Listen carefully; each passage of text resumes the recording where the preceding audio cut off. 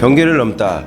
정부가 최근 광역교통 2030이라는 타이틀로 발표한 대한민국 광역교통의 새 비전입니다. 도시 내부의 대중교통망은 지자체를 중심으로 활발하게 구축돼 모세혈관처럼 퍼져 있는데요. 하지만 도시와 도시를 연결하는 동맹 역할을 하는 광역교통망은 지역 이기주의와 부족한 투자 때문에 여기저기 뚝뚝 끊겨 있고 연결돼 있다 하더라도 효율성이 크게 떨어져 불편을 유발하죠. 이렇다 보니 대도시권 주민들은 출퇴근하는 데만 길에서 2시간 이상을 허비하고 있습니다. 정부가 광역교통 2030으로 도시 간 경계를 넘는 비전을 제시한 것도 이런 이유에서입니다.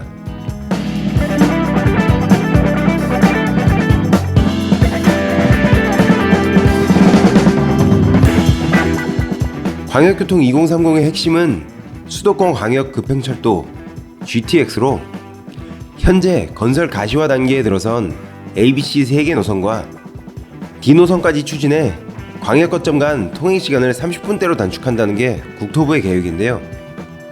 가장 빠른 속도를 보이고 있는 A노선은 경기 파주 운정 신도시와 경기 화성 동탄 신도시를 연결하기 위해 현재 착공에 진입한 상태입니다.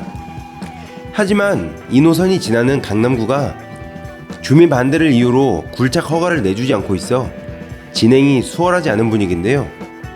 실제로 강남구 청담동 일대와 용산구 후암동 일대 주민들은 안전 위협과 재산권 침해를 근거로 A노선 굴착에 반발하고 있습니다.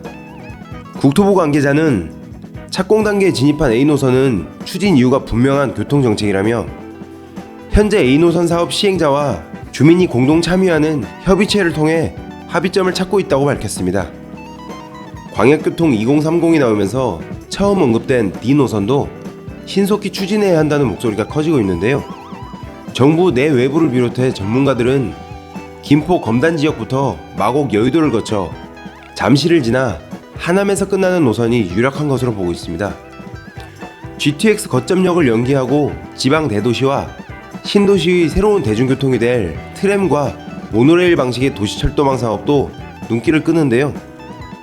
주요 트램 사업으로는 대전 도시철도 2호선과 성남 도시철도 1, 2호선이, 모노레일 사업으로는 대구 도시철도 엑스코선과 부산의 하단과 녹산 간 도시철도 등이 반영됐습니다.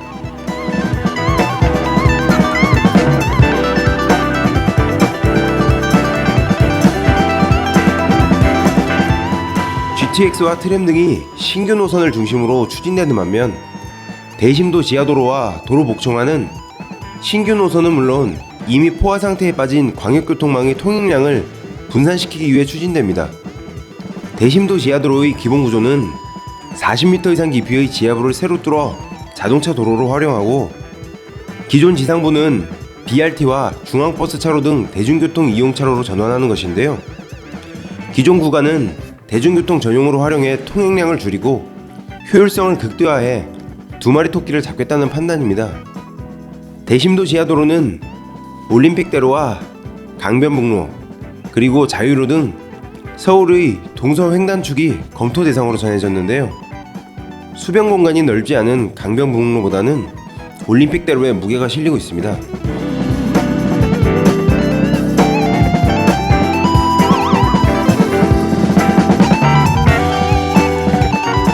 또한 광역교통 2030은 인프라 확충과 함께 버스 이용과 환승 편의를 증진하고 이를 위한 빠르고 편리한 연계 환승 시스템 구축을 목표로 하는데요. 이에 따라 각각 2023년과 24년으로 예정된 GTX A 노선과 신안산선 개통에 맞춰 광역버스 노선을 환승센터에 연계되도록 전면 개편하고 환승형 M버스를 도입해 배차 간격을 단축하는 한편 도심 혼잡도도 완화할 예정입니다. 또한 환승형 노선의 기본 요금 인하와 도심 외곽 운행거리를 고려한 요금제 도입 등으로 요금제도도 합리적으로 개편됩니다.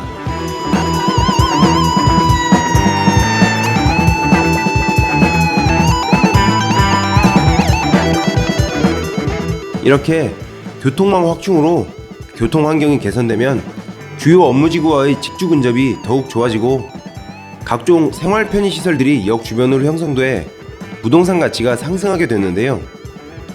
기존의 지하철 노선을 연장하는 것은 비교적 짧은 시간에 공사가 마무리돼 역 개통에 따른 수혜를 볼 수 있습니다. 수도권은 서울 지하철 6, 9호선의 남양주 연장과 고양선 연장이 눈에 띕니다.